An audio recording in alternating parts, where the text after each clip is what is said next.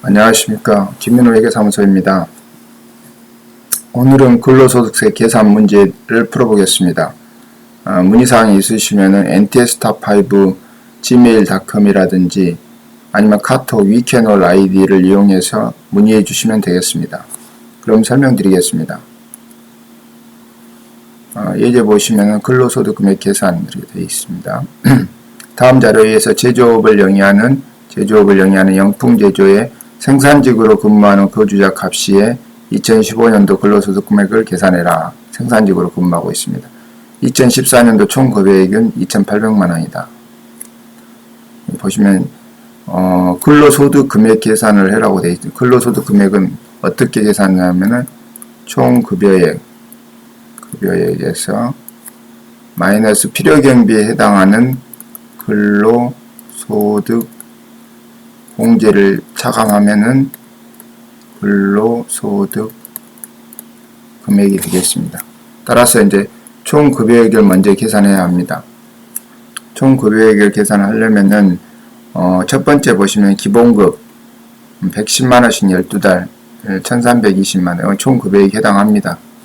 그 다음에 상여금 110만원씩 400만원 400% 400% 총 급여액에 해당합니다. 먼저 그리고 요 총 급여액에서는 비과세하고 그 다음에 분리과세는 차감한 총 급여액입니다. 따라서 여기에 열거되어 있는 항목 중에서 혹시 비과세 된다든지 분리과세 된 부분은 차감하고 나머지 총 급여액을 계산해야 합니다. 상여금은 분리과세가 아니고 종합과세되는 총 급여액에 포함되고요. 그 다음에 연장근로수당, 생산직 근로자의 연장근로수당을 만나게 되면은 먼저 직전 과세기간에 직전 연도의 총 급여액이 2,500만원 이하에 되고 그 다음에 당해년도 월정액 급여가 150만원 이하여야 되는 그런 조건이 있습니다. 따라서 거주자 값시 경우에는 직전 사업일 총 급여가 2,800만원으로 2,500만원을 초과하기 때문에 과세 대상에 총 급여액이 포함됩니다. 그리고 네 번째 보시면 법인세법에 의해서 상여로 처분받은 금액이 있습니다. 근데 근로를 제공한 사업연도는 2015년도고 결산은 다음 연도인 2월 27일 날 확정됐습니다. 상여로 처분된 금액은 근로소득의 기속 시기가 근로를 제공한 사업연도인 2015년도입니다. 법인의 송금 기속 시기도 2015년도이고요. 근로자의 소득 기속 시기도 2015년도입니다. 따라서 300만원도 총 급여액에 포함됩니다. 다섯 번째 보시면 주총에 의해서 잉여금으로 처분받은 상여금이 또 있습니다. 200만원을 주총 상여금으로 처분받았는데 그것은 2015년도 실적에 대해서 2016년도 2월 27일 날 결산하면서 처분 결의를 한 겁니다. 잉여금 처분에 의한 상여금 같은 경우는 지급 의무가 주총에서 처분 결의가 나야만이 지급 의무가 발생하므로 기속연도가 2016년도에 해당합니다. 따라서 당해년도 2015년도의 근로 총 급여액에 포함시키면 안됩니다. 무료 보조금 20만원 받았는데 비과세로 열거된 항목이라든지 분리과세로 열거된 항목이 아니기 때문에 총 급여액에 포함합니다. 근로자는 명칭야에 불구하고 근로를 제공하고 받은 대가는 다 근로소득으로 포함한다고 되어 있습니다. 일곱 번째 연월차수당, 연차수당이나 월차수당도 당연히 총 급여액에 포함합니다. 그 다음 식대 같은 경우에는 월 10만원까지 식사를 제공받지 않고 월 10만원까지 식비를 지급받는 경우에는 비과세 해주고 있습니다. 따라서 10만원 초과 부분인 4만원에 대해서는 과세가 되니까 4만원 곱하기 12달 그러면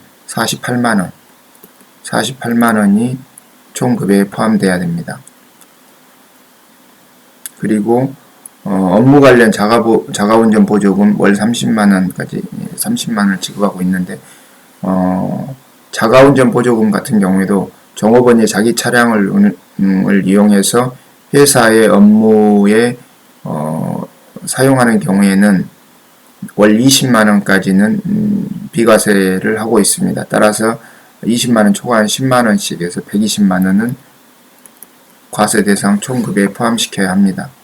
그 다음에 장남 교육비, 교육비 보조금 같은 경우 본인의 교육비 보조금의 경우에는 업무와 관련된 교육이고 또 6개월 이상 장기간 교육인 경우에는 복귀해서 회사에 그 기간 동안 6개월 이상 기간 동안 근무하는 조건에 해당하는 경우에는 비과세를 해주고 있지만은 본인이 아닌 장남 교육 보조금은 무조건 과세 대상 총급여에 포함합니다. 다음 배우자 출산비 같은 경우에는 배우자 출산비는 월 10만원까지 6세 이하의 자녀 부양이라든지 배우자 출산비는 월 10만원까지 비과세하고 있습니다. 자녀가 2명이든 3명이든 무관하고 월 10만원 고정으로 비과세 처리를 하고 있습니다. 따라서 10만원을 초과하는 5만원 부분에 대해서는 과세가 되니까 과세 대상 총급여가 10만원에 포함되는 겁니다.